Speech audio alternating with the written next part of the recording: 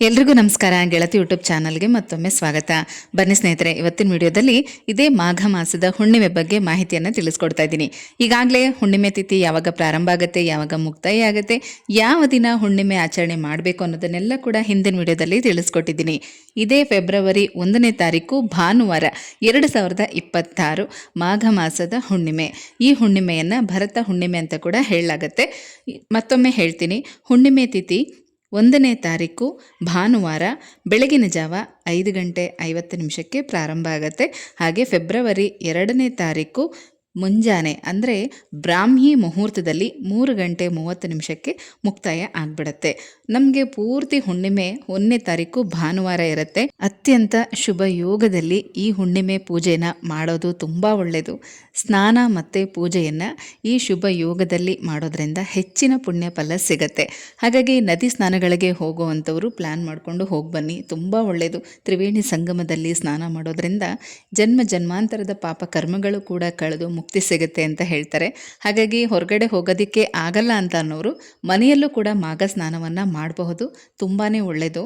ಈ ದಿನ ರವಿ ಪುಷ್ಯಾಮೃತ ಯೋಗ ಇರುತ್ತೆ. ತುಂಬಾ ಒಳ್ಳೆ ಯೋಗದಲ್ಲಿ ಈ ಸಲದ ಹುಣ್ಣಿಮೆ ಆಚರಣೆಯನ್ನು ಮಾಡ್ತಾ ಇದ್ದೀವಿ. ಭಾನುವಾರದ ದಿನ ಸೂರ್ಯೋದಯ ಸಮಯದಲ್ಲಿ ಪುಷ್ಯಮಿ ನಕ್ಷತ್ರ ಇದ್ದರೆ ಅದನ್ನು ರವಿ ಪುಷ್ಯಾಮೃತ ಯೋಗ, ರವಿ ಪುಷ್ಯ ಯೋಗ ಅಂತ ಹೇಳ್ತಾರೆ. ಅದೇ ರೀತಿ ಗುರುವಾರದ ದಿನ ಪುಷ್ಯ ನಕ್ಷತ್ರ ಇದ್ದರೆ ಅದನ್ನು ಗುರು ಪುಷ್ಯಾಮೃತ ಯೋಗ ಅಥವಾ ಗುರು ಪುಷ್ಯ ಯೋಗ ಅಂತ ಹೇಳ್ತಾರೆ. ಬನ್ನಿ, ಇದೇ ಭಾನುವಾರ ಮಾಘ ಹುಣ್ಣಿಮೆ ದಿನ ರವಿ ಪುಷ್ಯ ಯೋಗ ಯಾವ ಸಮಯದಲ್ಲಿರುತ್ತೆ, ಸ್ನಾನ ಮತ್ತು ಪೂಜೆಗಳು ಯಾವ ಸಮಯದಲ್ಲಿ ಮಾಡಬೇಕು ಅಂತಂದರೆ ಫೆಬ್ರವರಿ 1ನೇ ತಾರೀಕು ಮುಂಜಾನೆ 1:30 ಮಧ್ಯಾಹ್ನ 11:50 ತನಕ ರವಿ ಪುಷ್ಯ ಯೋಗ ಇರುತ್ತೆ. ಹಾಗಾಗಿ ಬೆಳಗಿನ ಬ್ರಾಹ್ಮಿ ಮುಹೂರ್ತದಲ್ಲೇ ಸ್ನಾನ ಮಾಡಬೇಕು. ಆದಷ್ಟು 11 ಗಂಟೆ ಒಳಗಾಗಿ ಅಥವಾ 11:30 ಒಳಗಾಗಿ ಪೂಜೆನ ಮಾಡಬೇಕು. ಅದ್ರ ಜೊತೆಗೆ ನೀವೇನಾದರೂ ವಸ್ತುಗಳನ್ನ ಖರೀದಿ ಮಾಡಬೇಕು ಅಂತ ಅಂದ್ಕೊಂಡಿದ್ರೆ ಮಾಡ್ಬೋದು. ಚಿನ್ನ, ಬೆಳ್ಳಿ ಅಥವಾ ಬಟ್ಟೆಗಳು ಏನಾದರೂ ನೀವು ತೊಗೋಬೇಕು ಅಂತ ಇದ್ದರೆ ಅದನ್ನು ತೊಗೋಬೋದು. ಅಥವಾ ಮನೆಗೇನಾದರೂ ನೀವು ವಸ್ತುಗಳನ್ನ ತರಬೇಕು ಅಂತ ಇದ್ರೂ ಕೂಡ ತರಬಹುದು. ಅಥವಾ ದಿನಸಿ ಸಾಮಗ್ರಿಗಳನ್ನ ತರಬೇಕು ಅಂತ ಅಂದ್ಕೊಂಡಿದ್ರು ಕೂಡ ಈ ದಿನ ತರಬಹುದು. ಏನೂ ತರೋದಕ್ಕಾಗಲ್ಲ ಅಂತ ಅನ್ನೋರು ಉಪ್ಪು, ಹುಣಸೆ ಹಣ್ಣು, ಅರಿಶಿಣ ಕೊಂಬು ಈ ರೀತಿ ಮಂಗಳ ದ್ರವ್ಯಗಳನ್ನಾದರೂ ಮನೆಗೆ ತಗೊಂಡು ಬರ್ಬೋದು. ತುಂಬಾ ಒಳ್ಳೆಯದು. ಪುಷ್ಯ ನಕ್ಷತ್ರ ವೃದ್ಧಿಯ ಸಂಕೇತ, ಹಾಗಾಗಿ ಅಂದರೆ ಅಭಿವೃದ್ಧಿಯ ಸಂಕೇತ. ಹಾಗಾಗಿ ಗುರುವಾರ ಭಾನುವಾರ ಪುಷ್ಯ ನಕ್ಷತ್ರ ಇರುವಂಥ ದಿನ ಈ ಒಂದು ಶುಭ ಯೋಗದಲ್ಲಿ ಒಳ್ಳೊಳ್ಳೆ ಕೆಲಸಗಳನ್ನು ಮಾಡೋದ್ರಿಂದ ತುಂಬ ಒಳ್ಳೆ ಫಲನೇ ಸಿಗುತ್ತೆ. ಈಗ ನೀವು ತಿಳ್ಕೊಂಡ್ರಿ ಅಲ್ವಾ ಸ್ನಾನ ಮತ್ತು ಪೂಜೆನ ಯಾವ ಸಮಯದಲ್ಲಿ ಮಾಡಬೇಕು ಅಂತ. ಅಲ್ಲದೆ ಹುಣ್ಣಿಮೆ ಆಗಿರೋದ್ರಿಂದ ಈ ದಿನ ತುಂಬ ಜನ ಹುಣ್ಣಿಮೆ ದಿನ ಲಕ್ಷ್ಮೀ ಪೂಜೆನ ಮಾಡ್ತಾ ಬಂದಿದ್ದೀರಾ.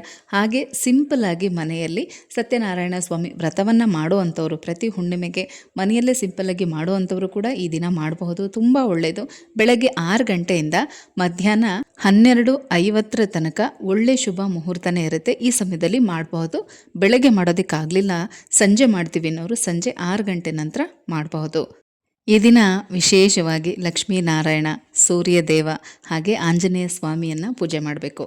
ಹುಣ್ಣಿಮೆ ಆಗಿರೋದ್ರಿಂದ ಆಂಜನೇಯ ಸ್ವಾಮಿಯನ್ನು ಪೂಜೆ ಮಾಡಬೇಕು. ತುಂಬಾ ಒಳ್ಳೆಯದು.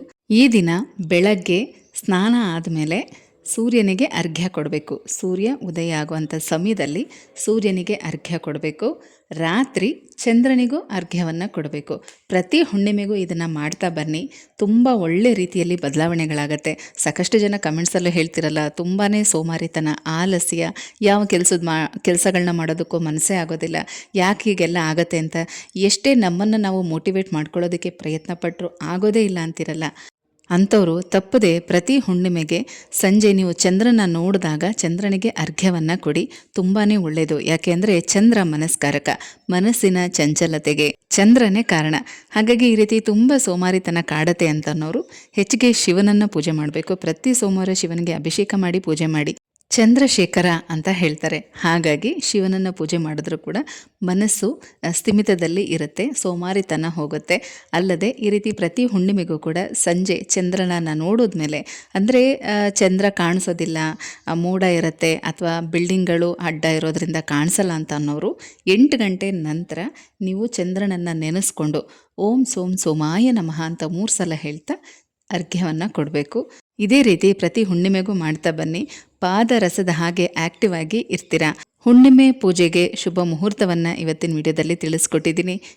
ಇನ್ನು ಆ ದಿನ ಯಾವ ರೀತಿ ಪೂಜೆ ಮಾಡ್ಕೋಬೇಕು ಅನ್ನೋವಂಥ ಪೂಜಾ ಮಾಹಿತಿ ಜೊತೆಗೆ ಮತ್ತೆ ಸಿಗ್ತೀನಿ. ಹೋಗಿ ಬರ್ಲಾ?